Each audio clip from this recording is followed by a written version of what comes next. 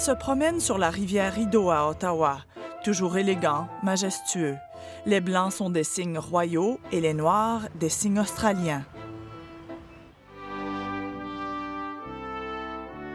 6 couples de cygnes ont été offerts à la capitale du pays par la reine pour le centenaire du Canada en 1967.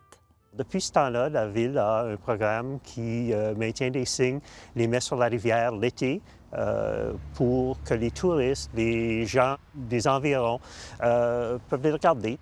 Aujourd'hui, ce sont les descendants des cygnes originaux que l'on voit sur la rivière. La Ville en garde 12 et donne les autres à des zoos.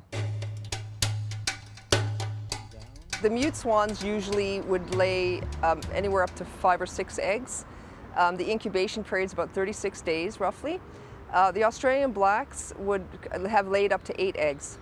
There's about a 50% mortality rate on the river due to predation, so muskies and snapping turtles most commonly.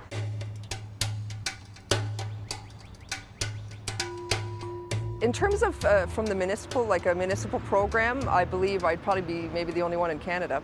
Ça coûte entre 30 et 40 000 $ par année pour faire certain que les cygnes ont les besoins nécessaires, entre autres les héberger l'hiver, les nourrir, les coûts de vétérinaire durant toute l'année. Est-ce que ça attire vraiment des touristes? Est-ce que c'est un attrait? On sait d'anecdotes que plusieurs gens, quand ils viennent à Ottawa, prennent connaissance du programme et se déplacent pour venir voir sur la rivière les cygnes.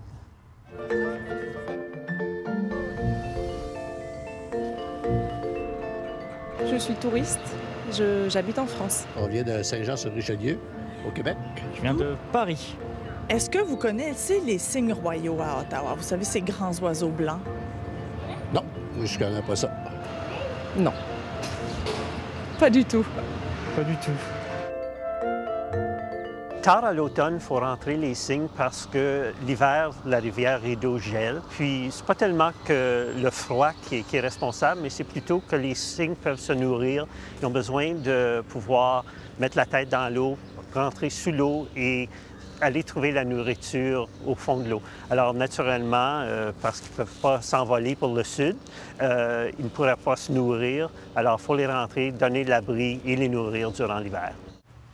On leur coupe une partie des ailes pour qu'ils ne puissent pas s'envoler.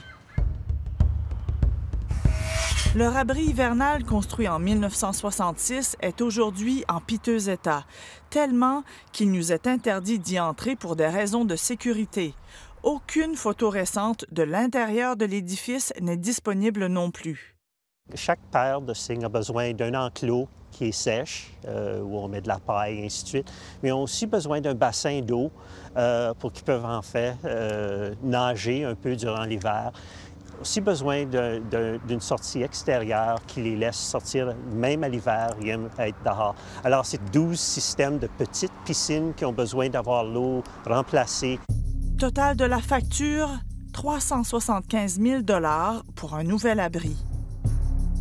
Trop cher, dit la Ville d'Ottawa, qui veut partager les coûts avec le secteur privé ou public. On a regardé et on continue à regarder, travailler avec des autres paliers de gouvernement, avec des entreprises privées, en fait, de sponsorship, une possibilité de partenariat d'une sorte ou d'une autre. À date, on n'a pas trouvé, qui est un peu le dilemme qu'on est présenté à l'instant. Est-ce que vous croyez que les citoyens d'Ottawa devraient payer pour ça? Ah oui. D'après moi, disons qu'on paie assez cher d'impôts. C'était un cadeau, non? Oui. De la reine? Oui, alors elle doit payer. Est-ce que la reine pourrait aider à la construction de l'abri? Je ne sais pas, je pense pas qu'on lui a demandé, puis je pense pas qu'on a des plans pour demander à la reine.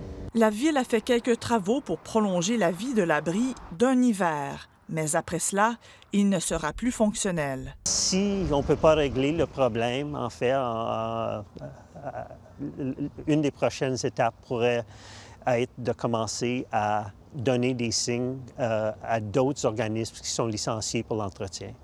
Il se peut que les cygnes aient passé leur dernier été sur la rivière Rideau, puisque la Ville d'Ottawa doit prendre une décision au courant de l'hiver.